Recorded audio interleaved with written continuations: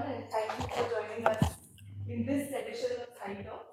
I'm very happy to have Aashima and Nandita with us. They are contributors and founder members of the feminist science journalism portal called the Life of Science. And they have been documenting, researching, and reporting on a lot of women scientists in India and and their experiences in science academia. And they are talking about issues related to gender equity or the lack thereof in the science and other observations from their lab hopping experiences of the last few years. Before they start, we have a couple of announcements. The Life of Science is an independent project, so if you want to consider contributing to them, the very cute cat collection box is behind and next to Sandeep. And so please, while you go, or if you have to go early, please contribute if you wish. They also have a few copies of the book that they released this year called 31 Fantastic Adventures in Science. And one of the people who features in the book is our very own Rama. And so if you want to also buy the book, you can let us know. If you are staying till the end of the talk, you can buy a signed copy of the book. If you're leaving early, you can tell Abhishek that you want a copy, and he could get it signed and keep it with. The book costs $360. Yeah. Yeah. I guess that's it, and without further ado, please. Yeah.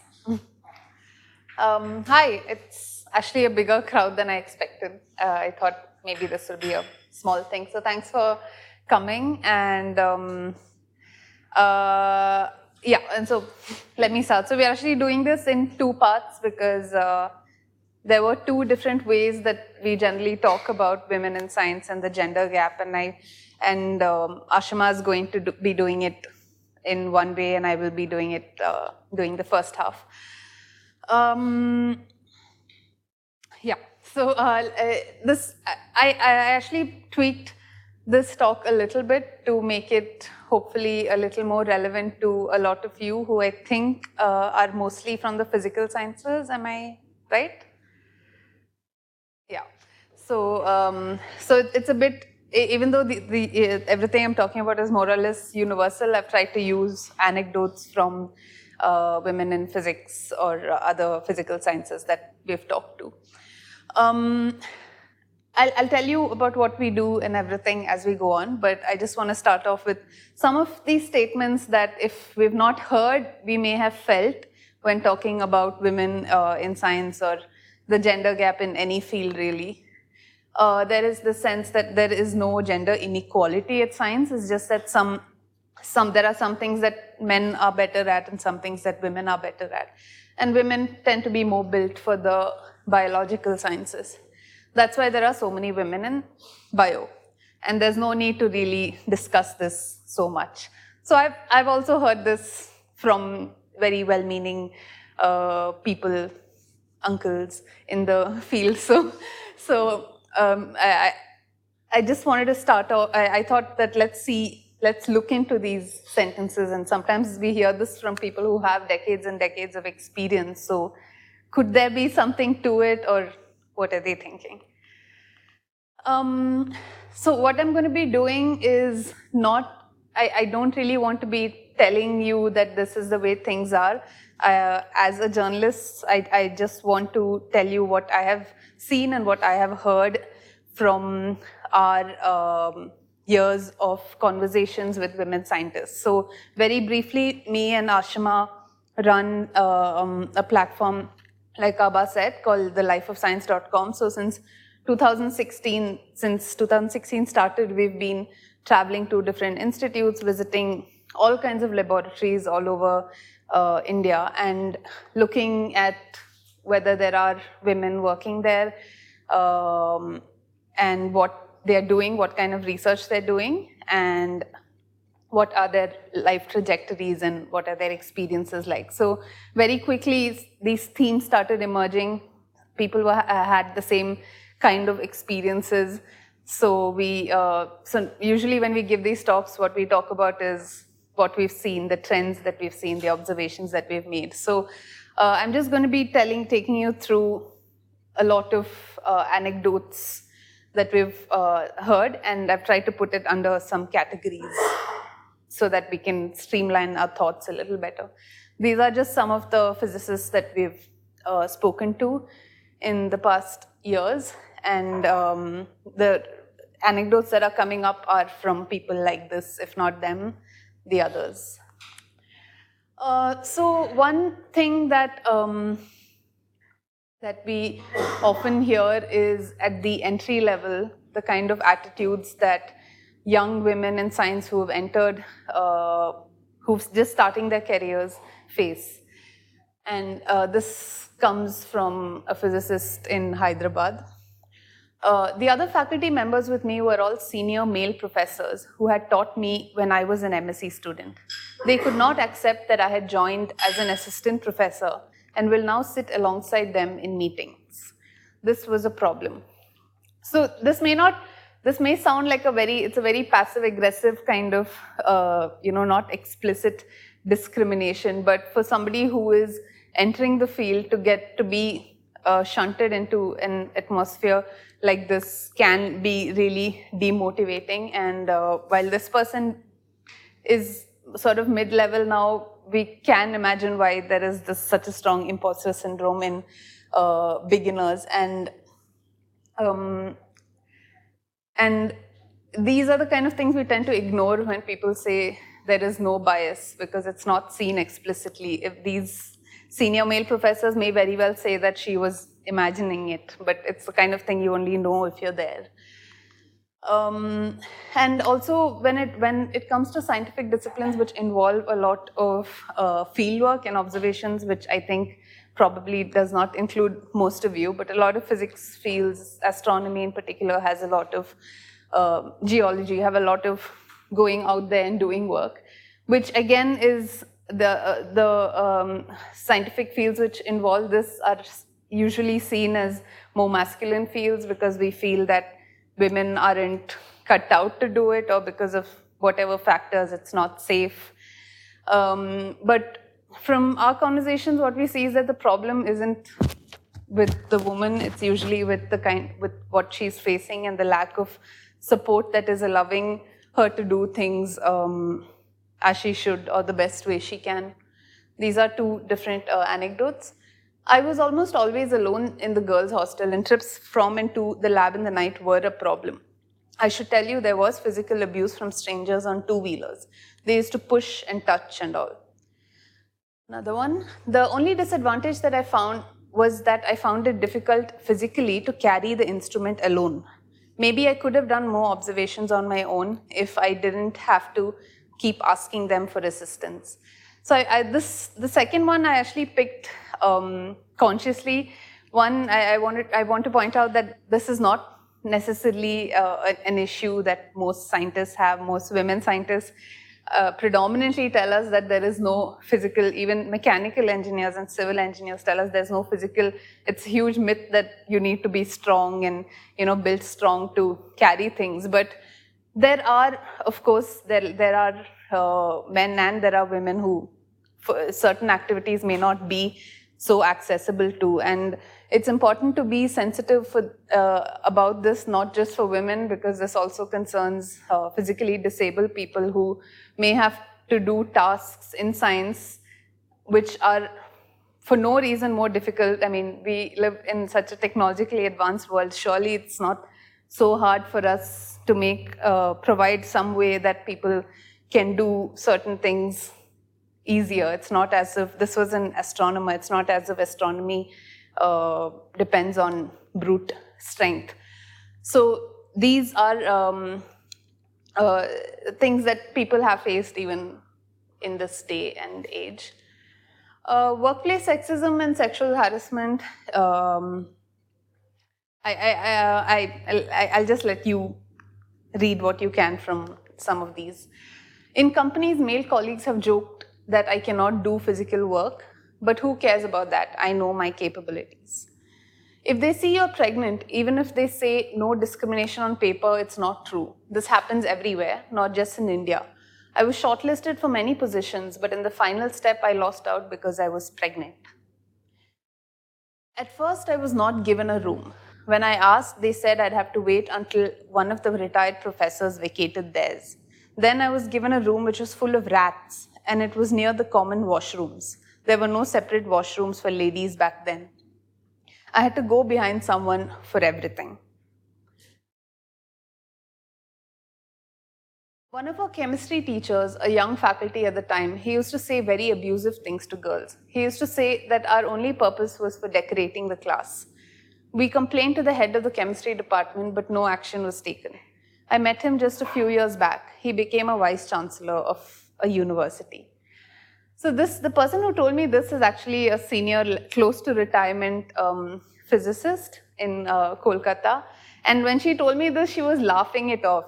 She did not at all consider this a problem. When I had asked her about sexual harassment in academia, she said, no, there's nothing there. And then she mentioned this incident like in a very laughing way. And I think the kind of personality she is, she was able to, this was not a problem for her. But when you have a faculty member, when you have a teacher who you're seeing every day, who's sending you these kind of signals that you don't deserve to be here, these are huge, huge deterrents for young women who are in this very vulnerable stage of the pipeline.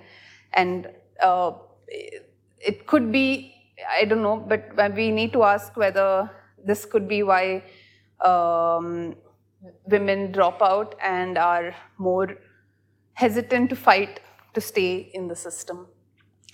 And sexual harassment is really a whole, it's a much bigger issue than I can express. And Aashima and I have been spending a considerable proportion of our time looking at this, and we've talked to not just students, but faculty members and directors of institutes and members of the internal complaints committees to get an idea of how big this is. And there is a consensus, even from corners that we thought would be, on the defensive, that this is a much bigger problem than it is made out to be.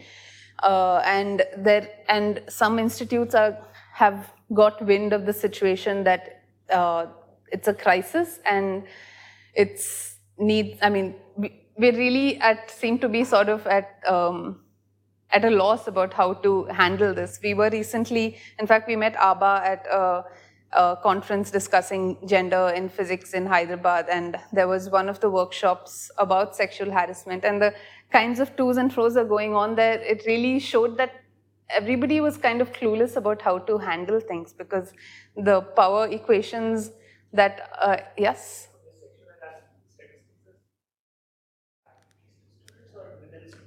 Which statistics?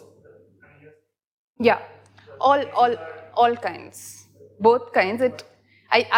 There are no statistics, unfortunately. Yeah, there are no statistics. But so the other thing I want to tell you is that at the Life of Science for the past year, we have this form that we dubbed the Me Too form, where we invite people in academics to tell us about incidents of sexual harassment they have faced, anonymous or non-anonymous. The only purpose of this was to get an idea of the extent of this and the kinds of harassment that were happening, and exactly what you asked, what the relationship between the harasser and the harassed is. And from what I have seen, from I think about 55 entries that we have, there are a majority of them are peers or colleagues, but there are at least 40% of them are from faculty members or internship advisors, or from somebody from a higher position.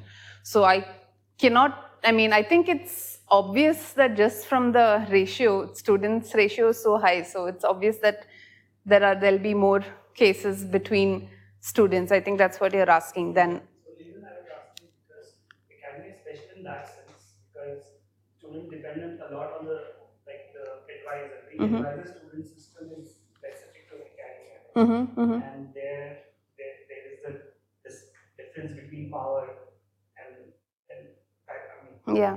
That's why I was asking. Yeah. And yeah. normalize it by the number of faculty, because number of faculties are less, number of students are. Yeah. actually the. So it may look like it's more from the students, but even a few. Mm-hmm. Did someone want to add something? Yeah, I mean. Most of the cases that I know is Mm-hmm. from the faculty.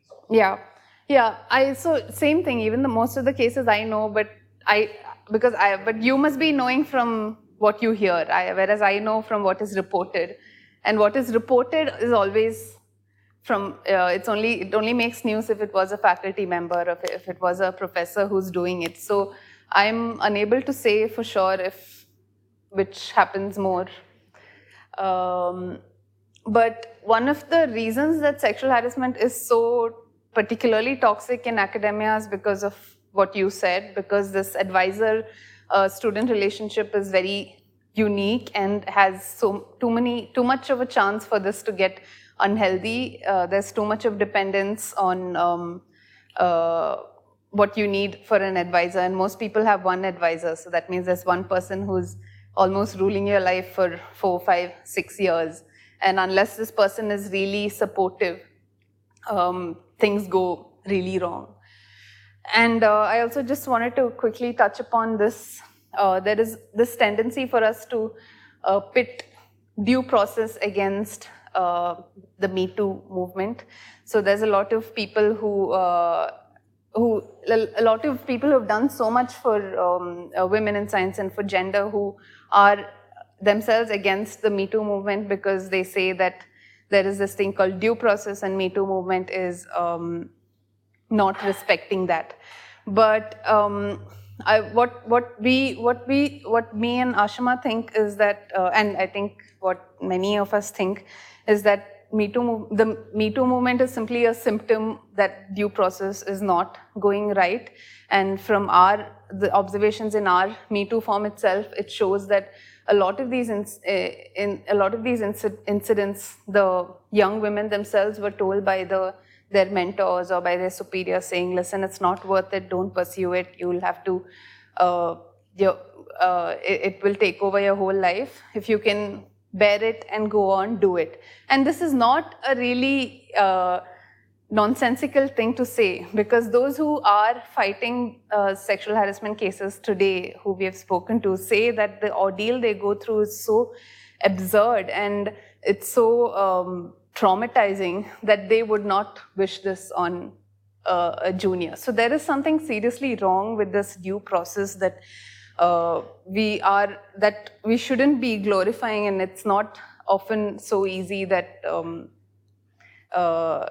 it's so easy for a person who's suffering to go through it. So so that's the light in which we need to see the Me Too movement, and we should never forget that the potential damage that this can cause on a person, survivor of sexual harassment, is so much more than the damage of a soiled reputation. So we're trying to encourage people to talk about this more and find solidarity, that we're probably not the only ones. So another thing that even today is a big hurdle for women in science is infrastructure. And I think as students or employees of a place like ICTS, it's easy to maybe forget that these problems, I mean, it's not so bad because we're in the 21st century, but a majority of universities and institutes have really miserable conditions and really understaffed situations, and their infrastructure is also very bad. So this, while it does affect everybody, while it does affect everyone who's working in this atmosphere, it does tend to affect women and other groups in a more cruel fashion. Toilets are the most popular example for this. A lot of IITs themselves did not have, some of the blocks, some of the departments did not have women's toilets till, I think, 20 years back. Someone told us about the biological department, was it? IIT Kanpur? It was the biology department. So, and it reminds me of one incident when I had to meet somebody from NIT Warangal.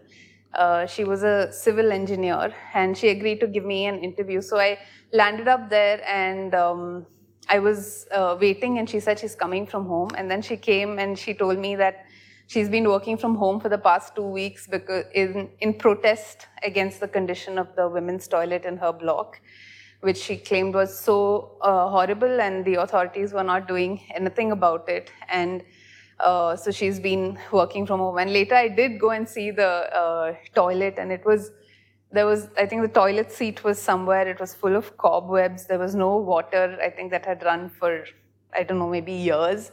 It was really, really horrible. And that made me wonder if the faculty toilet, I don't even know if there was a separate student toilet, but there's no women's toilet otherwise. So if the faculty are suffering like this, then the students, so is there any point really in, sometimes I wonder, in pushing girls to choose these fields like mechanical and civil when for such fundamental reasons like they can't pee when they want to? It's really unfair that these kind of things are still happening, but infrastructure is a problem. And infrastructure is not just about buildings and toilets, it's also about facilities like childcare and nursing rooms, which are predominantly not present in even some of our best institutes. Does ICTS have a childcare? It does. So that's not the case in many of our institutes. And also we must be conscious of how resources and opportunities are differentially provided to young girls and boys from the time we are born till we are going into higher education. There is, even though we may come from really progressive families, there are underlying messages to you that, okay, you don't need to do this, whereas he can do this. For example, this one person said that masters at the college I studied was just okay. X university, which was in another city, was much better. But you know how it used to be in those times. They tell women, if there is a college here, why leave home? Which is something that, I mean, it's really common to hear parents say, or relatives say this about their girl children. And when there is such a marked difference between the quality of institutions, it's definitely not, somebody may be doing well because they study in a better institution than someone who wasn't. And the other thing that Aashima will talk about a little more is the Old Boys Club, which I think this person encapsulated well. You know how it is. In conferences, you invite your friends, people you are close to, as speakers, I mean. You don't always get invited for the work that you've done. Networking is easier for men because they will have more men as friends, right? And I think this is really very true because among all the technical conferences that Aashima and I have attended, we have seen that when the organizing committee is led by women, somehow the number of speakers seem to be almost, the gender ratio among speakers seem to be almost 50% when you compare with other conferences. So this could be because women, I don't know, I mean, it's possible that it's because women tend to know have more women colleagues or have them on their minds, whereas if it was a completely male-dominated committee, it is often not the case. Support from society and family, of course. So this is I think the one reason behind the gender gap that everyone's happy to accept. It's society. It's it's the family structure. But you also see that it's often coming from outside. Every teacher said, oh, mechanical is very tough, don't go there, there are no girls. But my principal asked me not to worry. He said, maybe here in North India, girls don't prefer this field.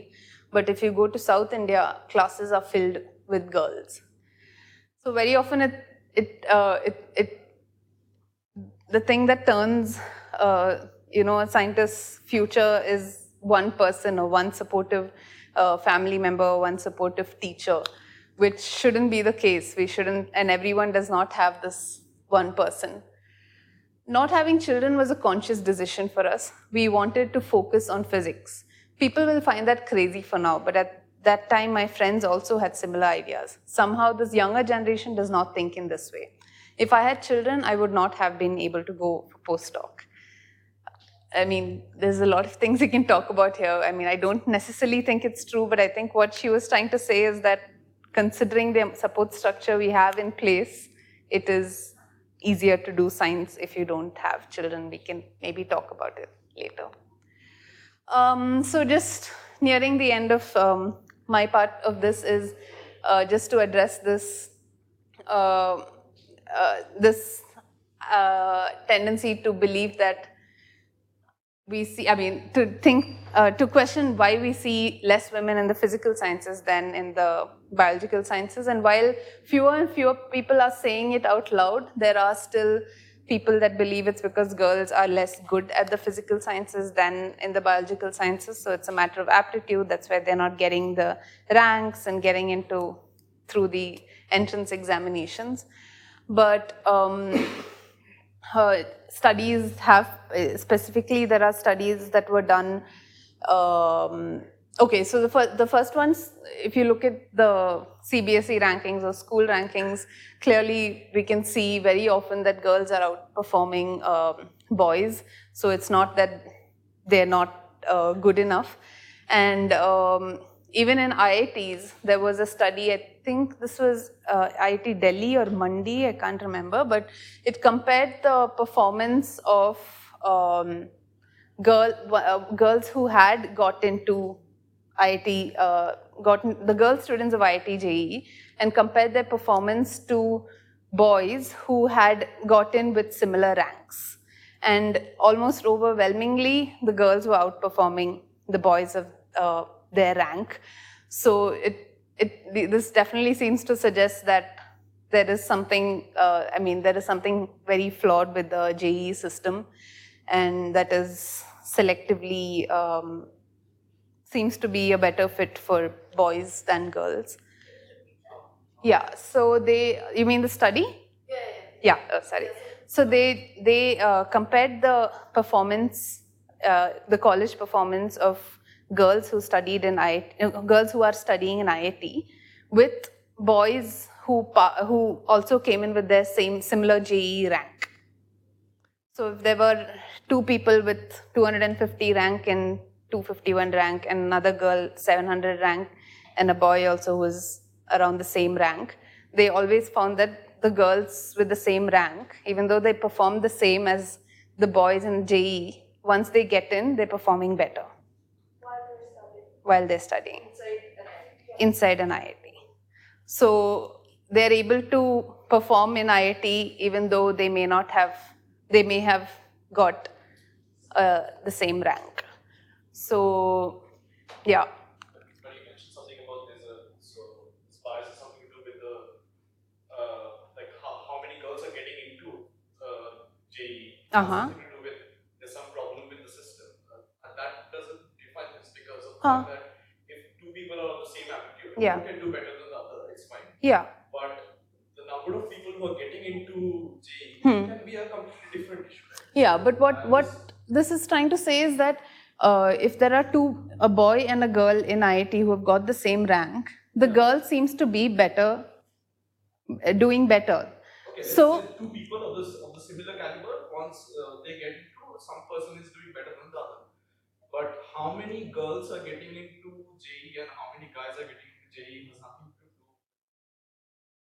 do. No, the criteria. So what is JEE testing actually? What is JEE testing if the two people are getting the same rank, but one is doing better than the other? And why are girls not getting a higher rank? So parents are more willing to spend money on the coaching of male students. Yeah, those are very different equation. Different factors. If you're the same rank. So what you're saying is that how is this questioning the JEE as a selection procedure? We're just saying that JEE is requires girls and boys of similar caliber, but girls are being ranked lower because measure caliber girls are higher. Yeah, so maybe there is a case for, this may not fit, but maybe there is a case for, even though girls are getting only rank 700, they're actually performing as well as a rank 500. You understand? Tell you is that once you look at the people in IITs, there's very, very poor correlation between their JEE rank and their CTS. Yeah. So we Yeah. can't really. Yeah. So that is that. In general, there's very poor correlation. People almost of the same caliber. Someone's like doing well after getting it, they're performing, they're doing well. They're working hard and they're doing a little better than the other. But this is a study with a sample. Structure of this JEE exam or something, how it is biased towards girls than guys. There can be other social factors, but that's a different issue. I'm saying like just the JEE. But if this is consistently so, then it is a proof that there is a problem with JEE. If consistently people who are scoring 500 are not doing as well once they get in than people who are scoring 700 or 1000, what does that say? It really shows there's a correlation right across years. I mean, if that is. If it helps, I can locate the study and maybe you can look at it. Is that, like, can you check if how many of these girls actually got in without coaching? So if anybody got in without coaching, then the answer is clear for you, because when you're coached to clear JEE, you're not coached to do well in IIM. Right. So then maybe if a person was brilliant enough to come in without coaching, that person is more able to do better. Yeah. So the. It's not like a boy girl kind of thing. Like how the coaching was done, I guess. Same argument can apply for boys. Yeah. No, but it's possible that more girls get in without coaching because which parent pays for it. Also, where they do coaching. Like JEE, after it's probably the first time that children stay away from. There are too many factors to judge the performance of someone, especially in bachelors. But the point. There are too many factors. I think all of. But it's a gendered study. Like when you study, you can study just compare. You have to look at all sides.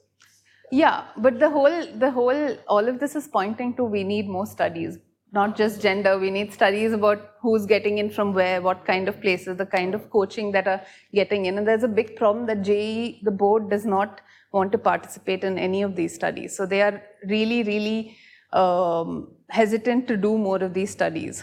And this is a huge, huge data set that they're sitting on, which if we study properly and draw some better correlations, we can actually come to the root of what are the problems with JEE. Yeah, and the context of all of this is that because of the JEE, there are very less girls at IIT than boys. Because JEE is not really like selecting them for an IIT. It's just I think what you're trying to say is that JEE is not really a good measure of aptitude, but rather whether you've been trained to do a certain thing. So when two people who might not have been trained are tested on a standard examination that seems to be telling them whether they have aptitude or a certain sense of ability to do science, then you can question the very exam, saying that maybe you select. Is it actually preparing you for the engineering life? Is it making you? Does getting a high rank automatically make you? Being able to do science. I think that's a very different question that you asked. If it's a boy or a girl. What do you mean? Like whether the exam is actually training you or not. Yeah, because for the people who are insisting that we cannot mess with JEE because it is testing merit, and we cannot put these artificial measures to boost the performance of girls because that will dilute merit. This is a valid argument. That are you coming to the point like universities like JNU, which gives some extra points to that is not happening in JEE? No, that should be considered is what I'm saying. Yes. Another study I just looked up to confirm about physics GRE also, and women's performance into this GRE, and when they get through, how well do they do in physics? It seems like a study in 2019. Somebody in ICTS was talking about it, so I forgot. So there are some questions raised about these entrance exams from a gendered point of view, and conclusions are not sure how solid they are, but people have been trying to see whether this pattern Right. I mean, we shouldn't be afraid of asking these questions because it's suggesting things that we think are outlandish. I mean, it could sound, maybe it's not true, but we won't know till we find out more. So yeah, I mean, I'll quickly brush through. The other thing we hear is that it's free will. Girls are choosing to do this and boys are choosing to do this. So why interfere? Why talk about it so much? But with the anecdotes that I've told you, we should look at, environmental factors, like what kind of role models are our kids seeing these days? Do they all belong to certain genders, certain groups, certain castes? Could that have an effect on what these kids are aspiring to do? Do they all have family teachers who are encouraging them towards doing certain things because of who they are? And is there an apprehension about being the only girl in class or being sent to a far-off place alone? Apprehension usually not by the student themselves, but by their parents or society.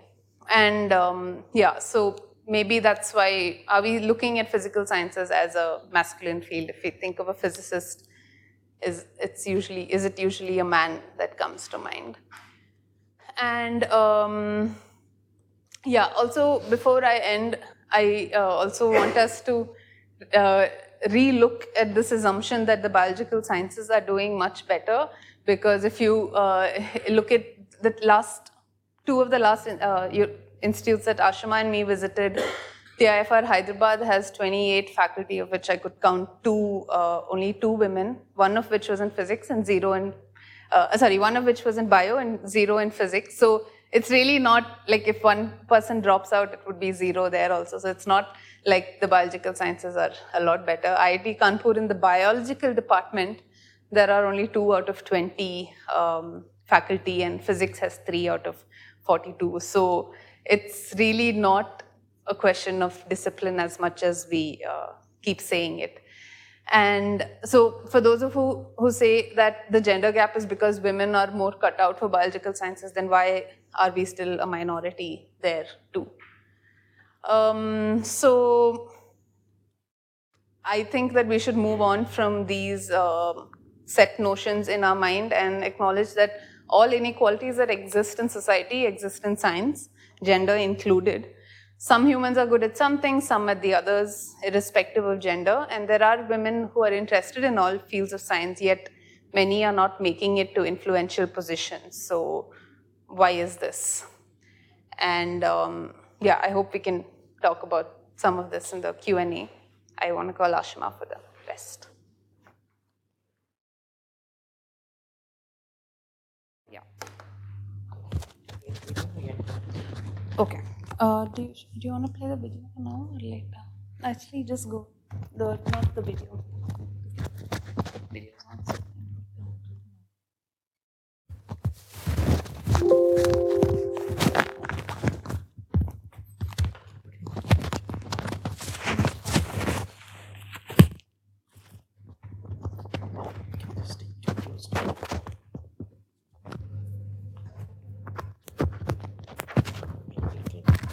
Oops.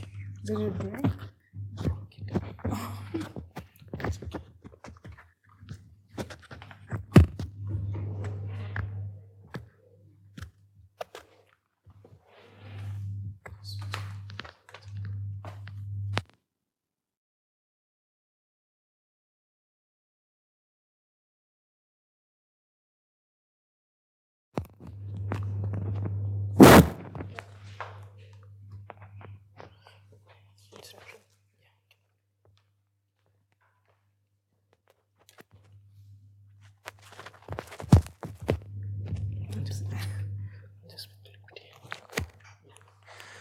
Okay, you can hear me fine? Okay, so where I'm going to take off from is when Nandita left us, about some trends that she talked about. I'm going to go a little bit about generally about our project and what we're really seeing as the basic problem of the gender gap in Indian science. First of all, what we're doing with lab hopping is looking at Indian science through a gender lens. And this is a little bit difficult and problematic because in this space, in our community, gender is not really understood very well. Gender is thought of as a binary and it's confused with sexuality. So this is the space that we're working in. And the gender gap, I think, from this study that Gorbole and Ramaswamy did in 2014, these are the 3 conclusions that they made in their study. And the conclusions are, there is significant participation of women studying and teaching science, but this is not true for people who are doing science, so scientists who are doing research. And this gap, the gender gap, gets worse as you go up and in institutes of importance or institutes that are influential. What we see from here is that wherever power is residing, there are less and less women. From our observations, my conclusion is that science, which is meant to be have a culture of critique, replication of results, transparency, self-correction, and have safeguards against bias, has turned into, because of the patriarchy and the power that only one gender is holding, become more like a startup culture where there is a pressure to publish. There is a lot of academic misconduct, and there is anything but transparency. Self-correction turns into self-promotion, and there is explicit bias, both in our results and in our dealings in our community. And well, this project really started when me and Nandita worked for a science magazine, a children's science magazine, and we wrote various kinds of content like comics, poems, stories, news, that we then illustrated with help of our art team. And often we got back illustrations like this, which where the women were basically missing. Even in content which was not very gendered, we got this image of a scientist as an old man with crazy hair shaking test tubes. This was really the spark of that started the Life of Science project, and we, in the meanwhile, managed to bring some women in our magazine. And even today, if you Google Indian scientists, this is the kind of results you get. This is not very old. This is actually, you can try on your phones right now, and there are no women here. So we wanted to go out and find what's happening in India, like what is the science that's happening in the country, and also find the women who were doing this science. Yeah. So fast forward to 4 years. This is the first chapter of our book that we have here. And this is the first chapter and also the first woman scientist that we interviewed. Her name is Natasha, and she's a horticulturist in Kalimpong, which is in the northeast of the country. And so this is just to show where we started. We've have this map on our website to have a look at it, which kind of shows you how we've tried to cover somehow the entire country. We're also working on like further data analysis and do something with our audio to mine some of the trends, like some of the phrases that the women have used to explain their realities that are repeated. So this will get better, but this is just a map to show the labs and the institutes that we've been to. Of course, this is, please go to our website and look at the stories. We have moved on quite a bit from just profiling scientists. Recently, we did a series on mental health in Indian science, which was coordinated by Hansika, who's with us here. and so we're moving on from just the gender lens and also looking into basically what's the life in science. And some of the things that Nandita didn't get so much into, I want to just go through that because we don't have so much time. So there is definitely a old boys club, and a lot of our interviewees have agreed to this and have experienced the old boys club. And this basically means that women scientists have very less social capital compared to their male counterparts. And of course, there is data or even anecdotes from transgendered scientists is completely missing. And of course, now we are more woke. So there is talks and more representation and talking about this problem, but then we see token women and also men who are just invited to talk about women problems. Sexual harassment, of course, is hushed. In our own experiences, when we've interviewed groups of scientists who hold higher positions in institutes, we've had experiences where they start off by saying, no, the campus is a safe place, but as the conversation goes on, we find that, in fact, it's not. So there is this tendency to look like a safe space when we're actually not really. And we have a Me Too form. Do have a look at it if you think that's the right thing for you. And as Nandita explained, we have due diligence systems. We have the ICC and the Women's Cell, but they don't seem to be working. And that's why we have movements like the Me Too movement, and we really need one, we think, for Indian science, because of how hushed these conversations are.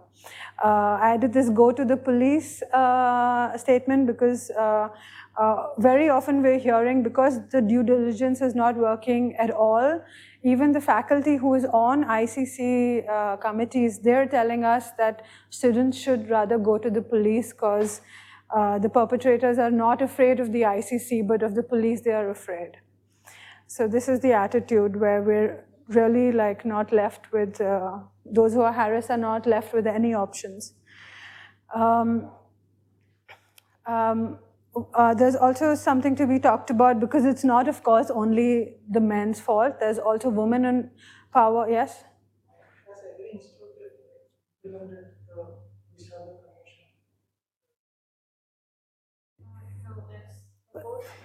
They claim to, but it hasn't worked. Like, there is the lawyer that should be on board of the committees, but this is very rare. So no, not really. And there are also like what they call them quasi-legal bodies. So there's also like a debate to be had there, that what is really their role. Also, mostly a lot of institutes do have it, but students, the faculty have no idea who's on the ICC, who's on. So it's pretty much like it's not there. But I think you have to, the safeguard themselves, there is usually a committee somewhere, but there's no. Part of the guidelines talks about the fact that the committee needs to be publicly active. Yeah, that's not being done. There's also should be student members, but there aren't, and we've heard from the people on our Me Too farm have told us that there is a lot of like gaslighting and slut shaming that's going on when they even enter committees like this and campaign for the students to be heard or for the women to be heard. And yeah, I want to talk a little bit about women in power also, because we rely now on women who have the power, who have managed, even though they're less in number, who have somehow reached top positions, to also open the doors for women who don't have power yet, who are students now or assistant professors.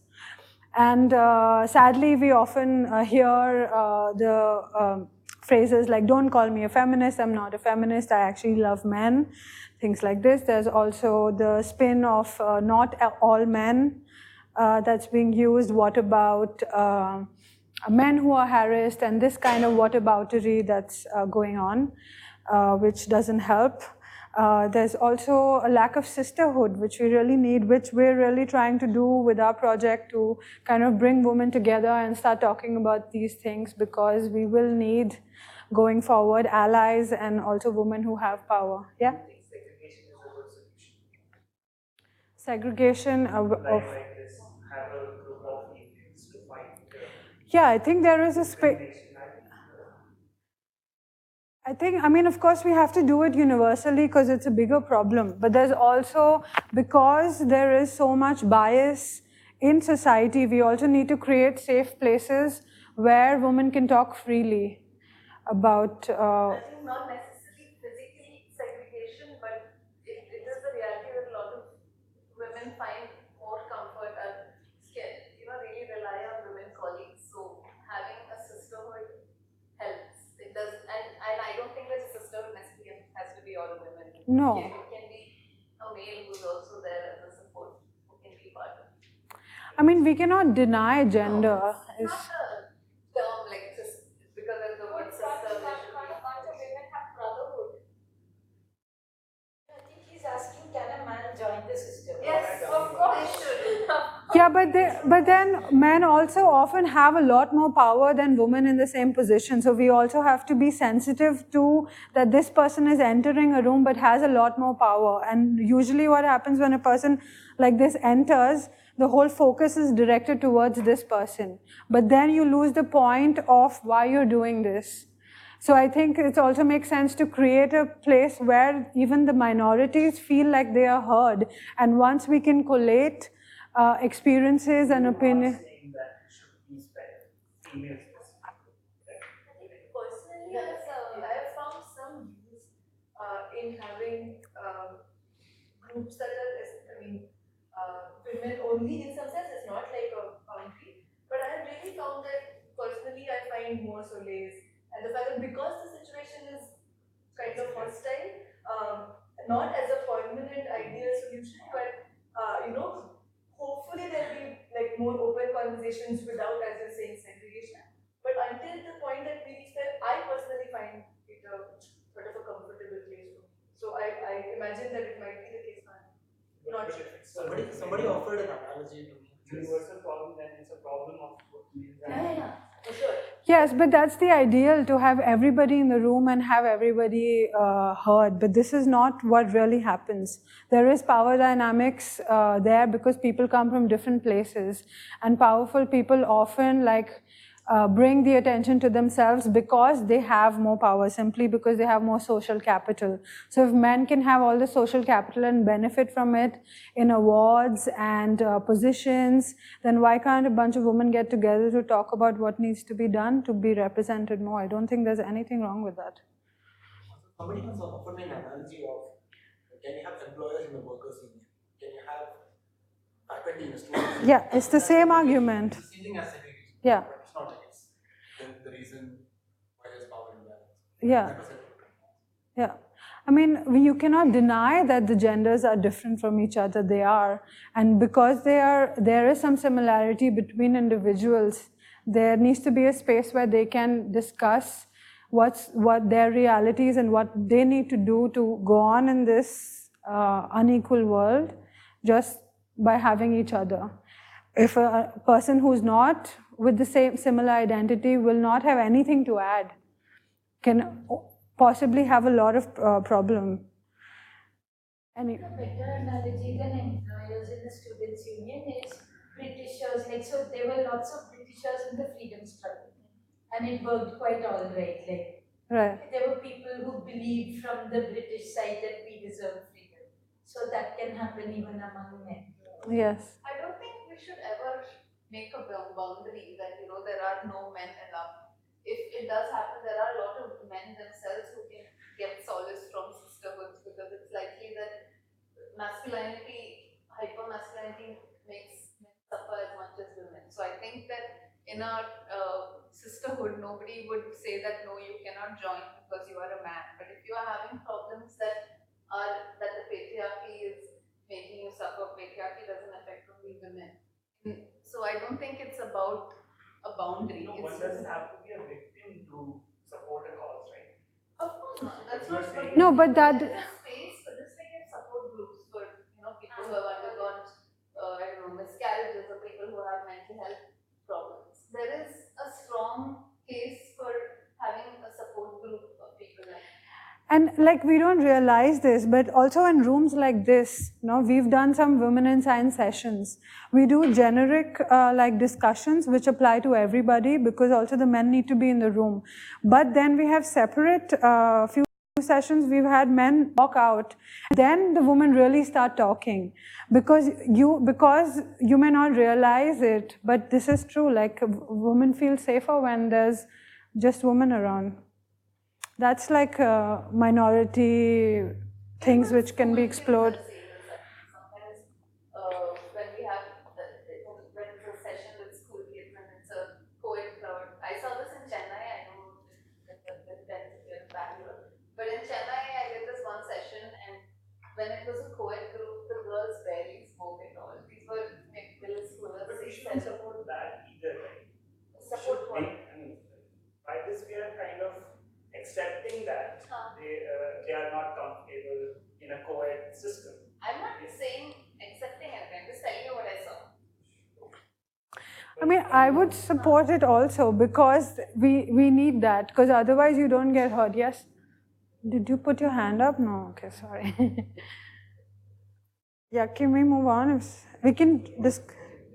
Yeah. It makes sense to have separate meetings also, because I have noticed that even if a male who is supporting you and you want to tell the story what happened to you, the other person might think that, oh, I have done like slightly less than that with some other person, so that person might try to say that no, you are taking it in wrong way, it wasn't in wrong way. So that is. But that's a good thing, right? It has to be discussed with someone.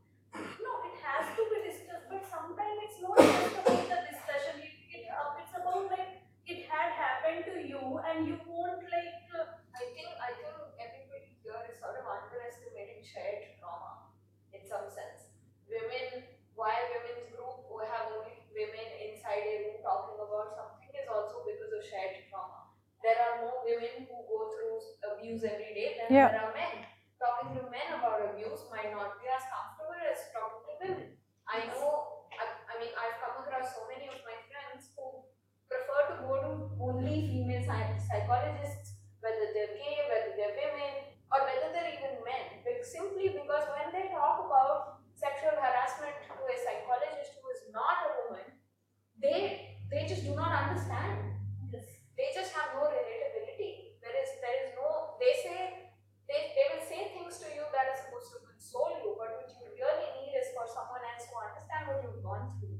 And at this point, if you're going to underestimate something like shared trauma, you can say, oh, we should have in an Alcoholics Anonymous meeting, anybody who supports getting out of alcoholism should be allowed to come. Yeah, that's. It actually hurts you more and you will not feel like talking about it later. Yeah. I mean, they're not someone who has been an alcoholic. They don't know what the struggle is like. They just don't know what they're talking about. Anyway, I would like to just wrap it up and then open. We're talking about if sisterhood encourages segregation of the genders. We continue. Yeah. So there's a lot of also bias that maybe comes from our upbringings that we drag along into labs and into institutes, but that really affects women in a big way, just if it's feeling comfortable or even getting a position or not. So this is Vandana from IIT Hyderabad, who said, they asked me, your husband is in the Netherlands and you're applying here, how will you manage? I felt like giving it back to them. She only felt it, Sometimes women can't even say it out loud. Why don't they realize that if I have applied for the position, I must have thought about this? The interviewers must not worry about my family members. I will take care of that. So of course, this is to illustrate the bias that women can face when they go into interviews or tenure applications for tenure positions or grants, etc. We also find that the women that we end up talking to who actually have not dropped out, have survived the pipeline, feel that they need to rebel or leave their femininity aside or something like this. Kavita Shah at BHU, who was at that time one of the 2 deans at BHU, which is a very large university, and she said there are only 2 kinds of women who can go very far in research: those who have support from their families and those who rebel against the oppression. So if you're not supported and you are not a rebel, you have no chance, is what Kavita thinks. Even men have no chance if they don't have support from their families. Yes. It's just that it's always assumed that they get the support. That's true. But in more cases, they do get support. Exactly, they always get the support. Right. But it's only a majority of women who face that support from the family as an issue itself. I mean, imagine if a 3rd standard boy did not get support from his family. How is he supposed to get ahead? Yeah. It's just taken for granted. Yeah. Of course, there's also marriage, the big patriarchal institution. There's pressure to marry, and also we lose most women in the time where they are meant to be baby factories. And you know, they have to their postdoc, research, and bring up families. And this is the time in research you'll see that we lose the most women. And few of our interviewees also, there are some studies that show that there are more single women in science than there are single men. And there are, of course, lucky ones who can live their lives and do their science after marriage because families will not allow them, but their husbands do. So in many ways, marriage also helps, is empowering for women. So the situation is not so simple as a yes or no, but more complex. I feel it's the woman who has to be trained to take that power. I mean, just that statement that family didn't allow, but the husband allowed. The word allow shouldn't come in context of a husband. Yes. And of course, we want to keep our women safe, which might mean not going to the field trip or going to the telescope, which is far, far away. For example, Ramadevi, who's now retired, said that some members of my team even traveled to Ladakh for testing purposes. I would have liked to go, but because I was a woman, just 22 years old, the management did not allow it.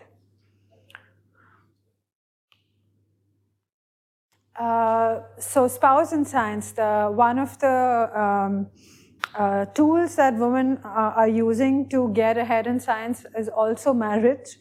You are more likely to stay in science if you are married to a scientist. And a lot of our subjects, our interviewees are married to scientists, also are collaborating with their spouses. And it's a big number. I think between 30 to 40% of our 200 interviewees are married to scientists. But there's also issues with that because in institutes, women run into the two-body problem, where an institute will not allow people in a relationship to hold positions in the same department or in the institute, and it's often the woman who has to sacrifice the position.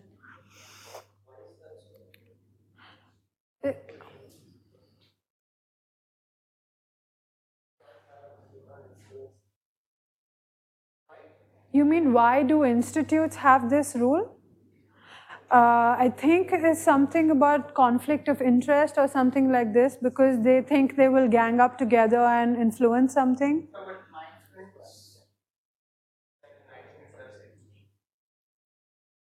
Yeah, it's not a written rule, but there are several, especially CSIR institutes, have this unwritten policy that they will not Yeah. There are self-edited people. If you're in the same team, if I'm It's like one we'll have to inform and get on. That's also very interesting. But this is one of the things that are actually changing. The two-body problem is something that at a policy level, institutes are doing to write that out and encourage also the ISAs. There have been some cases where the institutes are actually encouraging hiring of couples. So again, this is the hood. I think we really need that because we need allyship. Thank you, Rama. And we need to like band together, even though we have many differences. And we need to also shed a lot of things in our culture, like toxic masculinity, apologizing just because you're a woman, and not buy into the Western idea of feminism, but also look at the intersection of caste and class and backgrounds that are in our society very present. And we need family-friendly policies and start saying yes to things that allow inclusion of minorities into our institutes. And yeah, last but not least, please buy our book. And we're happy to sign some.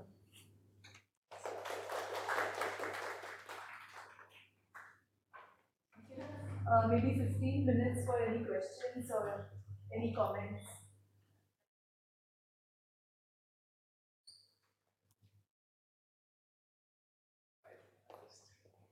Sure.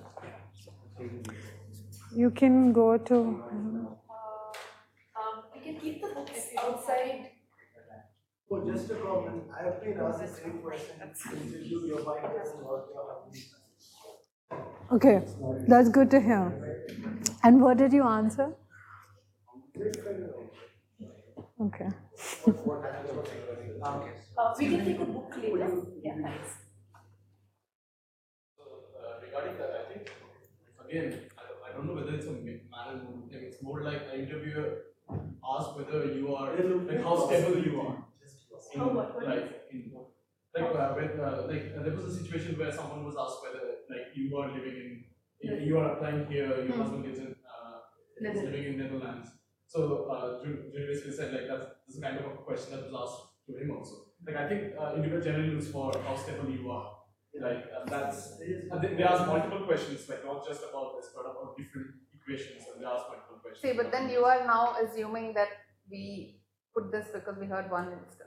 Well, I'm just saying, like, I'm just saying I don't know whether it's just a man and woman thing. It's never just a man and woman thing. It's just about, does it happen more to women? Well, you have to, like, what we try to do basically is, we saw the gender gap in our own work and in our own, like, knowledge. We were science communicators, but did not know any Indian women scientists in 2015. So we wanted to go and investigate the gender gap, and this is what we're really finding.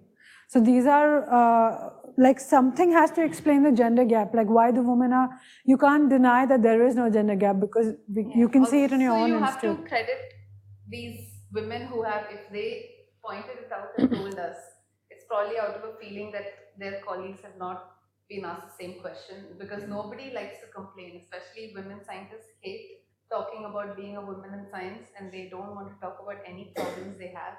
So if they do, generally it's because they know, it comes from a place that they know that there is some differential treatment. So it's not that they will just say that, you know, they ask me how many papers I published. Like, what does that have to do with that? Why do you think that is? Sorry, I wanna, let's hear from Buna. Yeah, like, I agree with most of the points you have raised. My question is, why do you think women are being harassed? Harassed, you mean in institutes or sexual? Like, women are the victims in workplace, or why are they targeted by recruiting and everything?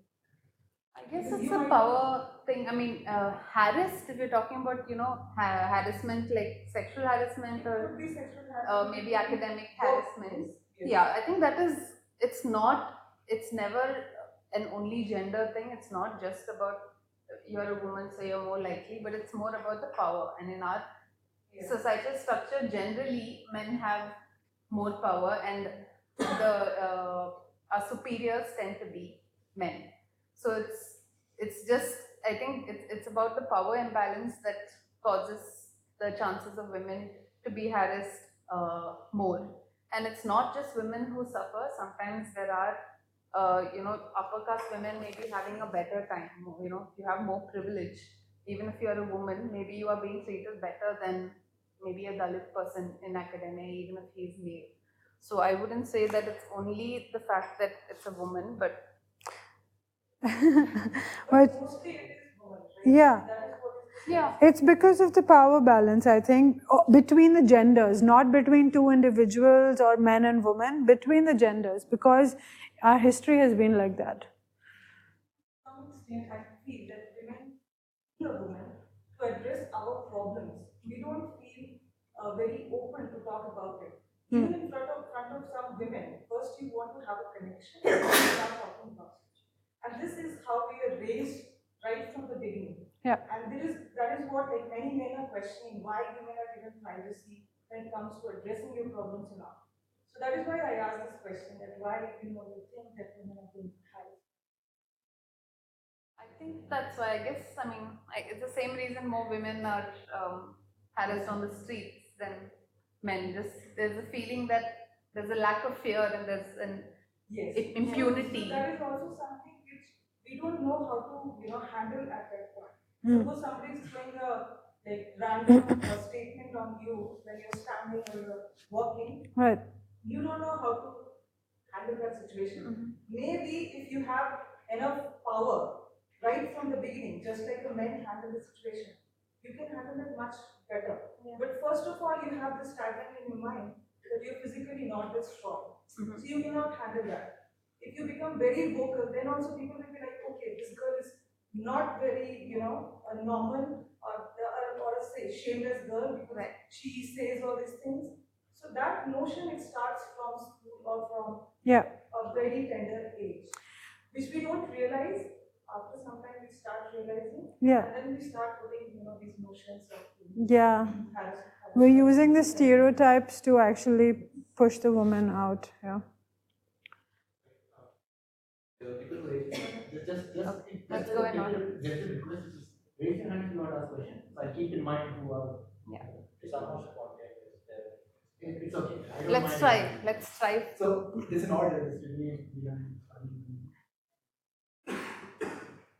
But he. So I was asking, why do you think it is that women in academia are reluctant to complain? Do they feel retribution?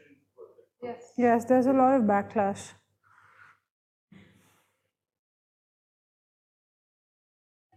When women in work cultures are sexual harassment happen anything. Why women are not in science? How do you get into science in India? So you write the exams, entrance exams. Not women or men bias. Anybody who's trained will pass the exam. That's a cutoff, and you can go into any institute. But you should check how many women have passed the exam but not able to get into PhD.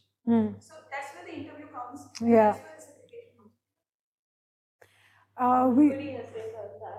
So the thing is, one is we are not sociologists, so as journalists we didn't start out this as a data project and we didn't ask these questions. But there are several gender studies professors who have this data on the pipeline where it's reducing. One of them, I think, is the Rohini Godbole and Ramasamy one.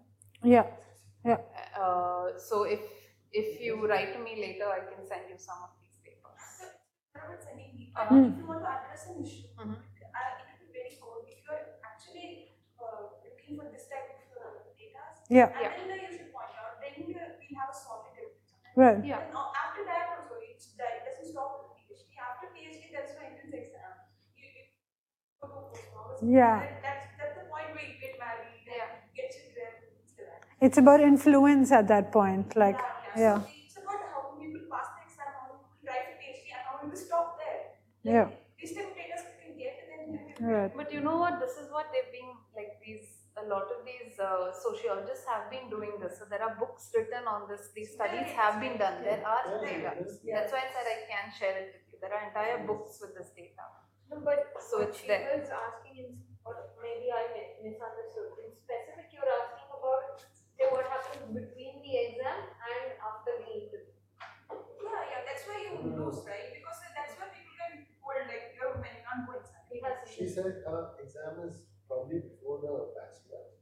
The interview is before your PhD. She's saying, how many are you losing in PhD? She's saying there's exam for the PhD. Yes, yeah, Same exam.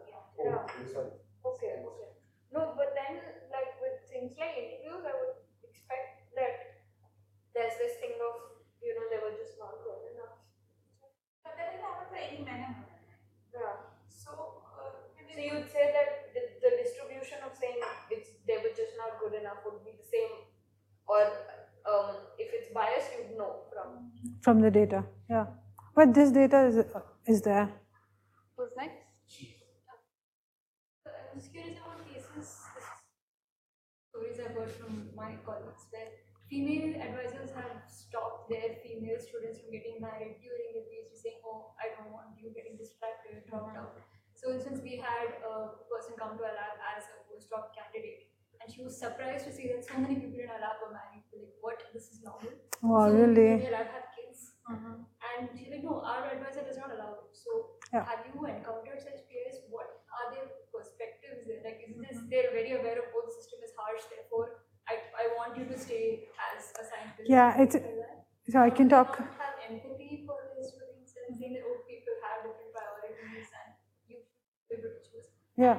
Do institutes have a say in how advisors can and cannot dictate their students' personal lives? Because we just take it as matter of course. We have to ask them to leave, we have to ask them a lot of things. So, okay, this is just part of the course. In the second case, I'm pretty sure 99% of institutes don't. If they do, I don't know, they don't make it public about their policies. There's definitely no government. So about that, I recently was in a meeting with a few people in ISC, and all of them were of the opinion that the reason why it's complete autonomy. Once you have your lab, you can run it by your rules. Nobody's gonna ask you why you're asking your students to be from X to Y. No accountability. The institute almost, it's all in the spirit at least, has no right of asking a PI how he's running the lab. That's his business and between him and Yeah, the first part, there is only one instance where I've heard this situation in reflection. Let me just finish this. So there is this overprotective PI also.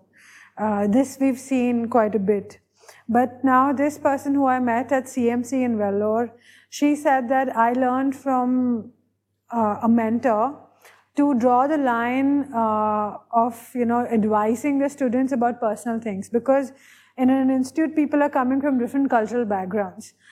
So this person, this PI, she is more like coming from a more liberal place, and she is in a position to see and also dictate her own life and people around her to say, don't get married, you're fine. But this might not be true. Like, marriage also saves a lot of women. So this might not be true for her students who come from a different background.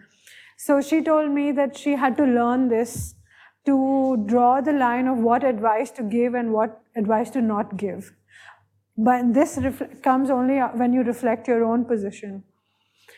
So, yeah. And there's also some cases where this interfering in personal life is the reason why, women are in science. For example, women being bullied by their parents to get married, and we've heard cases where the PI has interfered, talked to the parents and told she doesn't want this, or maybe the woman wants to marry someone from another community, a colleague, and so there's two sides of this story where I think it should not be professional, but also we have to acknowledge that this unprofessional behavior sometimes works out for whatever it is. Yeah. Because you asked for an institute, my sister, when she joined her master's in orthodontics at National Institute here, the HOD is a woman. She said exactly this in the inaugural speech. Ladies who are not married, you're not getting married for 3 years. No, you're not getting married. You're not having babies for 3 years. Like But you a know, command. if I was her student, and as if my parents are forcing me to get married, when I hear that, I would be very happy to hear that, thinking, okay, like now I have a case to fight. And a lot of girls actually keep studying to avoid marriage. A lot of young women, want to do their MSc, want to do their It's funny PhD for the because boys, they yeah. feel like, okay, now I can tell my parents I will not get married till my PhD gets over. It's so complicated. Yeah, but there's also this Mera wala feminism thing, like where women of power think that their idea of feminism is the one that should prevail, and that's the one. So we come across many conflicts like this where there is some decision that needs to be taken, but there are two ideas both claiming to be feminist, but one might apply to one situation and one might not. I read someone at LinkedIn PhD interview where she was telling me that I don't want to get this because else my parents are going to get it. I just have a doubt with you saying you're not a sociologist, you don't. I didn't say I don't collect data. I said we don't analyze data the way sociologists do. That means like we don't have the skills, we have not been trained to. We're not doing survey, yeah. And we haven't selected these women in ways to ensure that there is no bias. And we haven't asked them a set of questions, so that we can make graphs. It's a very qualitative study, is what. A lot of sociologists, if I can add, would work in order to derive something from a theory or fit in a framework. So you have some kind of. That's a proper way of collecting. There's a different way of working as a sociologist. You are working with some theoretical assumptions and then analyzing data along that. But journalists have a very different way of working. And at best, I think that we want sociologists to come to us and maybe make sense of our data. I mean, we come close to this one method that sociologists use, which is in-depth interviews. Because our interviews are also like 1 hour long. We do have like at least 4 questions that we ask everybody. So just with that, we could like make something. We have a large amount of audio. But like I said, we're planning to do something with it, but we need the time and space for it. So that's differs between me and her also. And I was in the north a lot, so and traveling, didn't have any like personal places to be. So I would walk into institutes. Like if I go to a place, I would Google where is the science happening around, and I would go just randomly and look at names and walk in, or sometimes ask permission, email. We also had, in the initial years, we had a suggestion form where anybody who is listening to us could suggest that we go to this person because they're awesome or something. So a lot of, I think, the earlier time, a lot of our people were completely randomly chosen. We didn't choose them because they won awards or they made the news, but they were a woman in science and they had a story to tell. And initially, I think there were a lot more scientists, but now like it's slowly expanding with like at least Bobby's interview. We're starting to have representation from the sides of like technicians and the support staff that get things done in your institute, but are never heard about outside. So the problem with our project, not a problem, a challenge, is also the funding of it. In the initial first 2 years, it was self-funded. We did some crowdfunding. But then we also, at some point, took a grant from Welcome DBT India Alliance. And this grant came with the condition that we interviewed their fellows. So then the people was like suggested by them.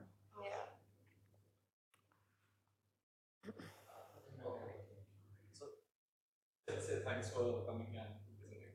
I think most of us have heard most of these things, but it needs to be talked about. So answering one of the, countering one of the things that you mentioned, what you said is, if people are talking about this, why you're putting out all these things here is if people are being oppressed and they're talking about this, then it should be heard, and it's true. But like also I feel like if people are being oppressed, it's not like every reason that they give actually is the reason for them being oppressed. So like personally, I have like the examples that you started with. Like I have problems with them putting it as a gender thing. Like office being given to a new faculty member which is close to the the toilet. Like I can't speak for every man, but I do have a sense of smell. So like even if in the level, if there were another vacant offices, the faculties will be moved and a postdoc will be given that space, or a PhD will be given the space. That's a thing of hierarchy, and that's nothing to do with gender, I suppose. Secondly, also you said about I think the first example where if your faculty member, the new faculty members are your seniors, and you feel uncomfortable. I think that is again our social structure where if you're hierarchy. And yeah, you come in who like, and your seniors are now basically your professors. You generally feel uncomfortable. So yeah, I think. So I think you're trying to say that, I don't know. Are you trying to say that these weren't exactly a problem of the gender, but a problem of just the sort of circumstance that these people were in? This situation which is prevalent. Yeah, can I make it just a bit more nuanced by saying, can you see how isolated these people must have felt? No other faculty member came up to this lady and said, hey, you're new here, why don't you just sit in my lab? Or why don't you just sit in my office? We can share this space. That doesn't happen. Like, I'm just saying. Why? Because that's not the norm. Like generally, if you are given the space, but wouldn't you if you're new, you're given a space which is generally the bad space, right? As I said, like if Why? you're a postdoc and allowed to be in the same level, then that person will be given the space. Or if they're a PhD student, that person will be given the space. So it is just how the hierarchy an works. entire institute chose to not be supportive for a person who came in. By an entire institute, there was no space in any person's lab who could have offered it to I think he's saying that means a man or a woman. No one would have supported that. See, again, I have a problem with the line of questioning you're taking, because you are assuming that these women just said these things without having given it thought, without having thought that there is a reason I'm saying this. See, in this case, you should read the whole story. She was not given, she's an astronomer, she was not given a computer for 2 whole years. No. It was a completely male-driven structure, and she was not invited to staff meetings. So there is a context usually where these things are coming, which is why we've very carefully put it under the gender lens. Exactly, this is what I'm saying, because we don't know the context, and you're giving some examples right at the beginning. I don't think those examples should be given without any context. I think what he's trying to say is, are you sure it's a problem of newcomer, or are you sure? See, what we set out to do is talk to Indian women in science, and these are the realities of Indian women in science. Now, if you want to look at the realities of Indian men in science, they are ample and plenty. Like you can just go and Google and find the life histories and biographies, etc. What we've tried to do is try to talk to the women, give them the mic, and just record their lived experience. And this is their lived experience. I mean, you cannot deny gender because our study is gendered. Like we are going only to the women. So they're talking, but also we're not giving one-off anecdotes. Like we want to illustrate bias with the help of these things. But now we also have like 10 or 20 people who've said this. But since we're dealing with lived experiences, this is our way to illustrate the problem. Yeah, and the hope is that you see these and your instinct, I don't think, should be to think that, oh, this is not a problem, but make you curious enough that maybe there was a context, let me find out the context, or, read about each of these women we did a 1 or 2 hour interview with. So to explain the context in this is challenging, maybe that's why you didn't get it, but I feel like you should really curb this instinctive thing to doubt somebody's reality. She never told me explicitly that it was a gender thing. She just told me she was the only woman and this happened to her. Now, we can read it as maybe it was and maybe she when imagined people get oppressed, the reasons that they gave are not always like the correct reason.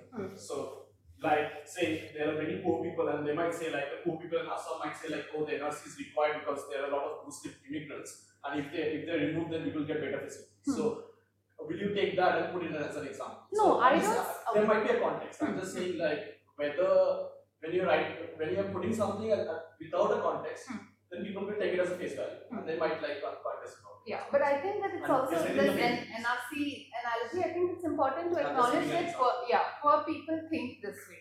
That is a reality that we must acknowledge. It's not we don't want to play judge saying this is wrong, so we should not acknowledge it. If there are women who feel that this was sexism, we should note that and maybe see whether more women are feeling it. Also, as a journalist, there should be some ethics that we should follow, like what should be put out and what should not be put out. Like, no, I don't think journalism is playing God. I'm just saying in general, what you're putting out and what kind of repercussions that can have, or what people will think about it without getting the entire context is something also that.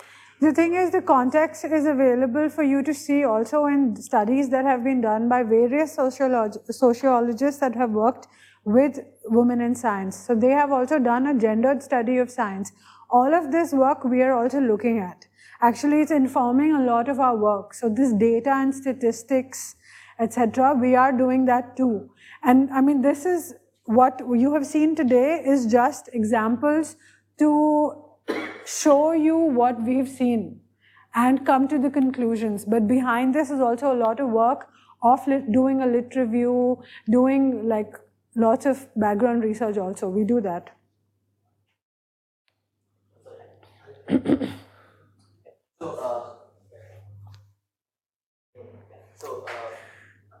You said you've been going to meetings and things like that, so I'm sure you might have interacted with power, especially bureaucrats in power. Do you think they take this well? Take what well? well? I mean, for example, you might have talked to them about your work, about your work, and do they take this whole narrative well?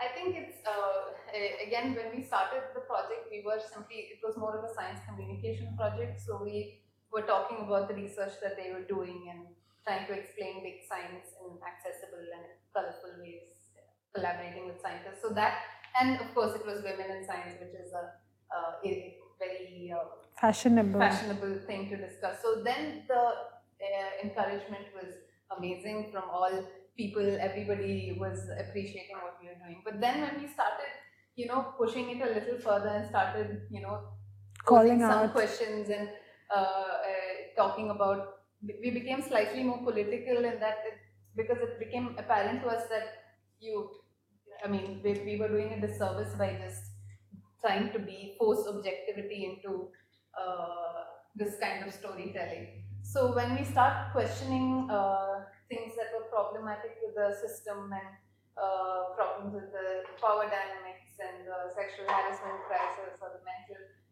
health crisis, immediately we see that they sort of close up, and so the thing is, the jobs are in line. So even if a lot of the women are like agreeing to us and seeing that this is because of the old boys club, or they're keeping power for themselves and not giving enough women faculty positions or tenure track positions, etc. Like, they will agree with us, but they will not do anything about it. There is the larger narrative that to explain the gender gap, they just say that girls don't like science, so let's encourage them. So there's a lot of Vigyan Jyoti, etc., where there are camps to get girls interested in science. And all of this is basically from the bureaucracy, this is the reason behind the gender gap, is that girls are not taking up science. But this is not true. It's very popular to say, let's fix the girls or let's fix the women, but not very enthusiastic to fix the system. Actually, I've noticed this recent change to topics, and I really like it. Thank you. That's good to hear.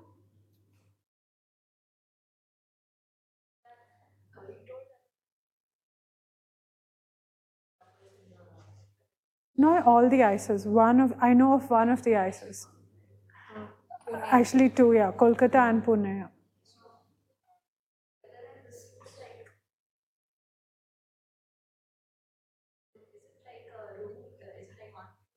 Or it's just because of the internet policy?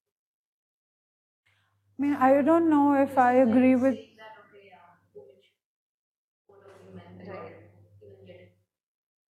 I kind of agree actually, but the way they are looking at it is as a way to encourage, to boost their gender ratio, where they feel that if we hire. Yeah, so that's how they're looking at it. But I've also thought about this. Is it sort of sending a signal that you have a better chance, or, if you couple up, then... Yeah, so I don't know if you ask them directly, they will say they are encouraging. Yeah, it's not a written thing.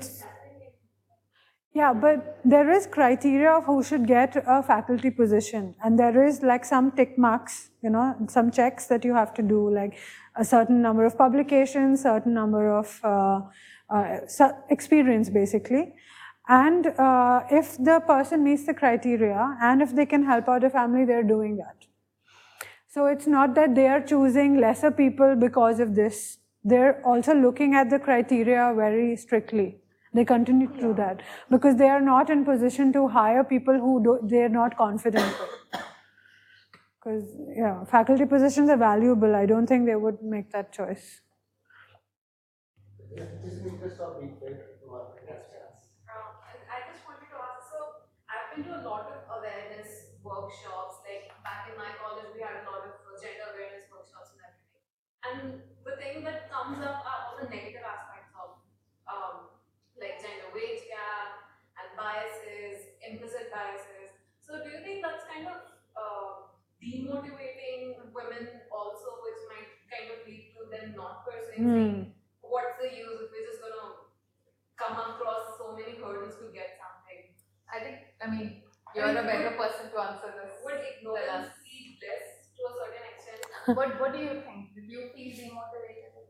It's like sometimes I do feel demotivated. I feel like what's the point? Just like...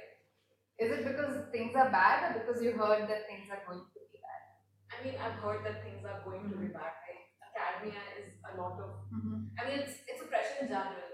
Like completing your PhD and then postdoc and everything. But like being a woman in academia is still a little... Like, it feels way more difficult. But doesn't it also teach you some life hacks, like never accept the first salary that they offer you, because they're obviously offering you 15% less than the men in their company. Yeah. So you just like say, no, I need a hike. I won't accept this salary. But doesn't it also wake you up to those realities and to fight against the implicit discrimination that might be there? I sometimes feel like fighting is a little tiring. Yeah, it is. It is, but in a larger scheme of things, I don't think ignorance is bliss. Like, we need to get the data out, we need to talk about difficult topics, and this has been going on for so long that now maybe would be the time to get a little bit uncomfortable. But this is why also we talk about these things like solidarity and sisterhood, because this is empowering. Yeah, I think, this is valuable feedback. I hope you gave to those who are giving the sessions. Sometimes they do. It shouldn't be a downer. You shouldn't leave that thing thinking, oh my God, it's hopeless. So I feel we can be more innovative with these gender sessions and, make it more energetic and less of a downer. Yeah. So, yeah. Like, I like to say love and rage together. Like there is rage, but there's also love. A very small question, like what is the science? Will you just say science or is it like STEM? Do you also go to organizations like we here and ISRO is one of them also. Yeah, in Bangalore, close by there. So do you also talk to people there? Or is it only No, as long as they have some R&D research. So your question is whether academia or R&D? Yeah. R&D. We haven't excluded, but it is predominantly academic. We've also spoken to some like entrepreneurs who were science, but the proportion is very less. It's mostly. The reason I asked that we were talking about genuine and all this, so these terms are not Right. Yeah, it's Same with wage gap also, right? More centrally and state-funded universities, it's the bracket, so there's not much of a question of wage gap because there's no bargaining involved. Yeah, but Like, private universities, right? Yeah. But for private, yeah. yeah, They have the colleges scientists and D, universities, G. Comparatively in schools, more female like teachers are there compared to male teachers. That also belongs to academia.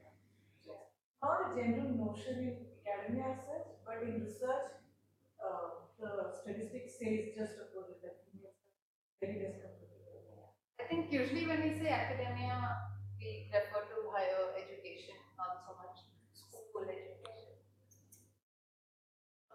Yeah. In the interest of time, I guess we can close here. If you have any questions, I guess you would be around for 15 more minutes. Yeah, we're okay. Yeah. Yeah.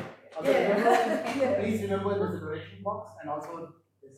The books. Books. Yeah, we have 5 copies we can sell now.